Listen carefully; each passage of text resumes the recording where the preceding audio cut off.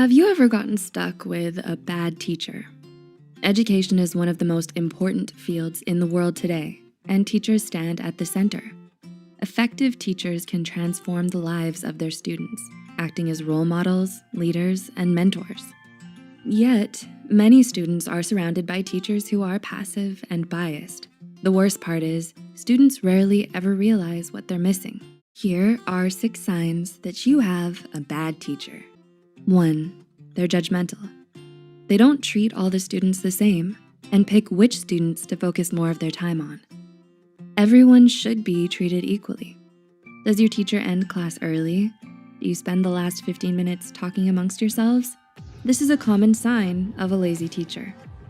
These teachers rush to the end of their lesson without thinking about their students. In their minds, the class ends when the lesson ends, but there are always new avenues to explore. In the last 15 minutes, your teacher could solve practice problems, explain new concepts, or simply field questions from the class. There is always more to learn. Running out the clock is never the answer. Number 2, they're unavailable. Does your teacher encourage students to ask for help? Do they schedule time for individual meetings and office hours? According to a 2015 study by Mupa and Sununeka, effective teachers make themselves available throughout the day.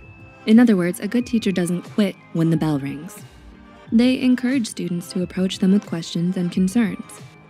Why? Because these teaching moments speed up the learning process. Good teachers take advantage of every opportunity to educate, while bad teachers are never available. Number 3, they grade slowly. Is your teacher a slow grader? Does it take weeks to get back tests and quizzes? Bad teachers drag their feet throughout the grading process. It may be tedious, but getting feedback is essential for you, their students. When a teacher assigns homework, you expect them to hand that homework back to you. Otherwise, how can you be sure that you've learned anything? If you have to ask your teacher over and over again for your grades, your teacher isn't holding up their end of the bargain. Number 4, they play favorites. Does your teacher have a favorite student? Do they give some students special privileges?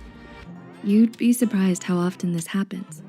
Many teachers develop strong relationships with students through clubs and sports, and their familiarity changes their dynamic in the classroom. They'll favor familiar students over students they don't know as well.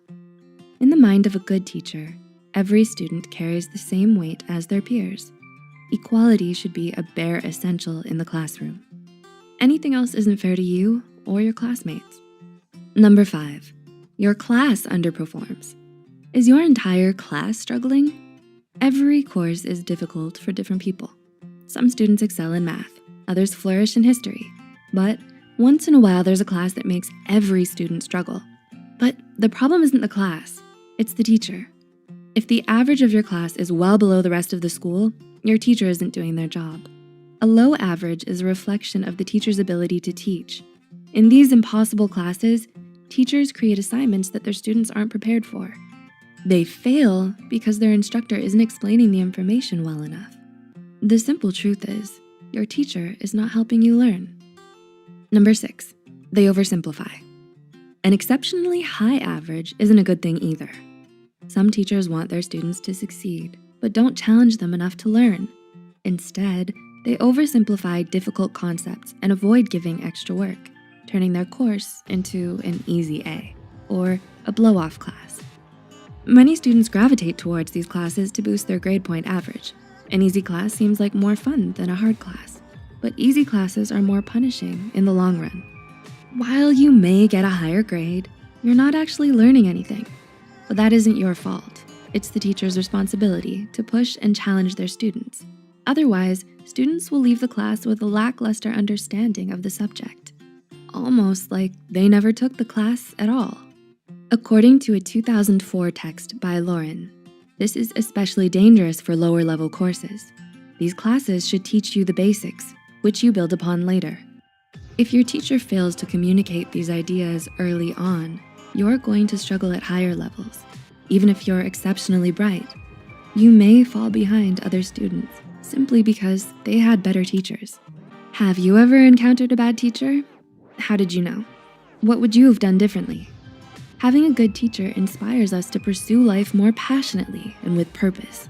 However, a toxic teacher affects your grade, your mental health, and your future. Tell us about your experiences in the comment section below.